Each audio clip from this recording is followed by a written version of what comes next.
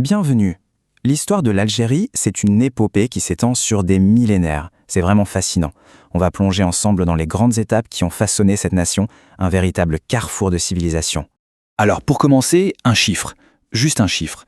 2,4 millions d'années. C'est juste énorme. Ça correspond à l'âge des plus anciens outils en pierre qu'on a retrouvés en Algérie. Il faut vraiment essayer d'imaginer la profondeur de temps que ça représente, sur cette terre-là.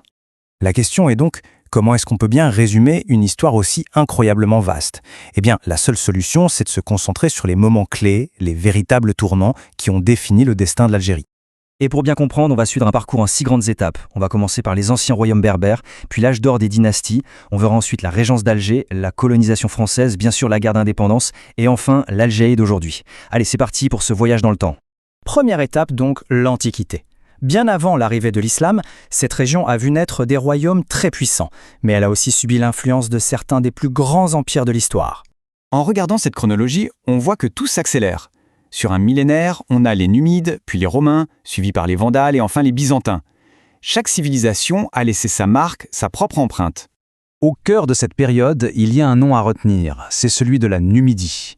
Ce royaume berbère, dirigé par des rois comme le célèbre Massinissa, est souvent vu comme le tout premier État algérien de l'histoire. C'est là que sont posées les fondations d'une véritable identité politique. L'arrivée de Rome ensuite a eu un impact énorme. L'Algérie est devenue littéralement le grenier de Rome. Mais pas seulement. C'était aussi un foyer artistique, bouillonnant, et le théâtre d'une forme de résistance religieuse assez unique, le donatisme, un mouvement qui a vraiment défié l'autorité de l'Empire. On change d'époque, on entre maintenant dans l'ère médiévale. L'arrivée de l'islam au 7e siècle va absolument tout changer, et elle va donner naissance à de très puissantes dynasties berbères qui vont modeler tout le Maghreb.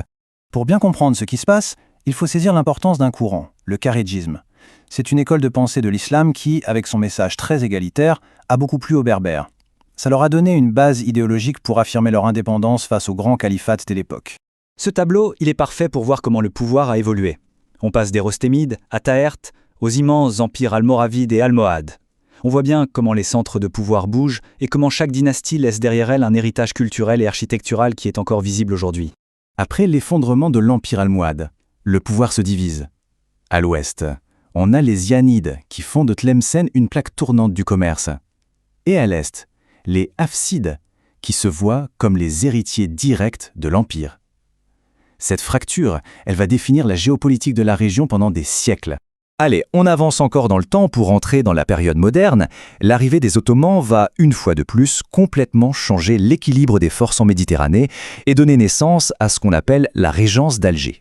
Ici, le contexte est vraiment crucial. L'arrivée des Ottomans, ce n'est pas une conquête comme les autres. C'est en fait une réponse à un appel à l'aide, face à l'occupation de villes comme Oran ou Béjaïa par les Espagnols au tout début du XVIe siècle. Ce qu'on voit ici, c'est comment la régence a petit à petit gagné son autonomie. On est passé de gouverneurs directement nommés par le sultan, les Beylerbeys, à des dirigeants locaux élus, les Dey. Et avec eux, Alger est devenue une puissance quasi indépendante. On arrive maintenant à une rupture, un tournant brutal. 1830, l'invasion française. C'est la fin de la Régence et le début de 132 ans de domination coloniale. Une période qui va complètement redéfinir la société algérienne. Alors, le prétexte officiel, c'est cette fameuse histoire du coup d'éventail. Mais bon, quand on creuse un peu, les sources montrent autre chose. En réalité, les motivations étaient bien plus liées à la politique intérieure française. La France, à ce moment-là, elle cherchait surtout à restaurer son prestige militaire. Ce chiffre, il est terrible. Il parle de lui-même. C'est le coût humain de la conquête, une période décrite comme d'une violence extrême. Ce déclin démographique massif, ce n'était pas un accident, mais bien le résultat d'une politique. Cette citation, tirée d'un rapport de l'époque, on la présente ici pour bien illustrer cette politique. Une politique explicitement destructrice, comme le décrivent les sources. Elle ne visait pas seulement les corps, mais aussi les structures sociales et l'identité culturelle. Et puis, il y a eu le code de l'indigénat, c'est un point absolument fondamental pour comprendre cette période. C'est ce qui a institutionnalisé un système d'inégalité totale où la très grande majorité de la population était tout simplement privée de ses droits les plus élémentaires. Cette domination coloniale a sans surprise fini par semer les graines de sa propre fin. Au XXe siècle, on assiste à la montée d'un mouvement nationaliste très puissant qui va finalement mener à une guerre de libération. 3 dates, 3 moments clés. Le massacre de Sétif en 1945, souvent vu comme le point de non-retour. Ensuite, la Toussaint Rouge en 1954, qui marque le début de la lutte armée. Et enfin, l'indépendance en 1962. Et là, attention à l'idée reçue. On imagine souvent le mouvement pour l'indépendance comme un bloc uni, mais en fait pas du tout.